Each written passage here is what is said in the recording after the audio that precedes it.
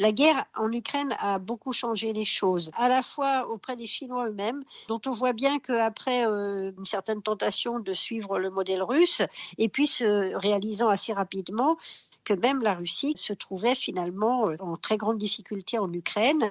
Il y a véritablement une prise de conscience apparemment du fait que même l'idée de détruire Taïwan avec des frappes de missiles pour pouvoir ensuite traverser le détroit et s'emparer de l'île, c'est un scénario qui serait extrêmement coûteux et dont on voit bien que la Chine aurait beaucoup de mal à en sortir victorieuse parce qu'elle n'aurait pas les moyens, ne serait-ce que d'organiser des roulements d'approvisionnement permanent pour ces armées qui auraient débarqué à Taïwan. Tout ceci sous l'observation permanente et les frappes dirigées par les États-Unis, par exemple. Et encore une fois, il y a cette idée aussi à Taïwan maintenant, en observant ce qui s'est passé en Ukraine, que finalement, si on protège la direction, le commandement, il y a une sorte de galvanisation, on a vu depuis quelques semaines, de la population taïwanaise qui tout d'un coup prend conscience et s'intéresse aux questions de défense et à l'idée qu'on peut se préparer à résister, surtout sur un terrain aussi difficile que le terrain taïwanais, à une invasion, même de la part d'une puissance beaucoup plus importante comme l'est la Chine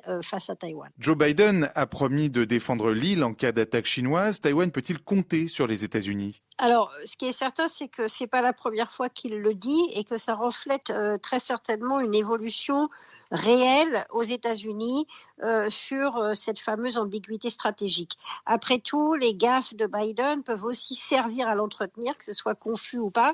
L'idée auprès des Chinois que la position des États-Unis a évolué sur la question de l'ambiguïté stratégique tout en se réservant le moyen de diplomatiquement le nier, mais le signal a été tout de même lancé. L'ambiguïté stratégique, finalement, elle n'a jamais véritablement non plus existé, puisqu'on s'est toujours dit que laisser faire la Chine, ça aurait des conséquences stratégiques pour les États-Unis, mais aussi pour leurs alliés, je pense notamment au Japon, mais même la Corée, qui n'aurait plus du tout confiance, évidemment, dans la protection américaine, donc un bouleversement majeur des équilibres stratégiques en Asie.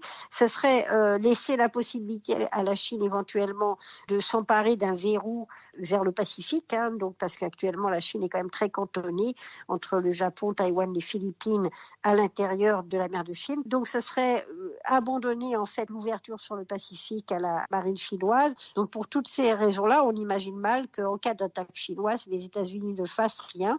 D'autant plus qu'avec les moyens de guerre modernes, faire quelque chose ne signifie pas, peut-être pas obligatoirement envoyer énormément de personnel sur le terrain. Il y a aussi toute cette puissance d'information, de frappe, de fourniture de matériel dont on voit aujourd'hui que les États-Unis disposent de capacités dont ne dispose ni la Russie et encore moins sans doute la Chine. Et si la Chine lance non pas une invasion à grande échelle, mais des opérations limitées, Taïwan pourrait-il résister ? Les opérations limitées, c'est quelque chose auquel on peut penser.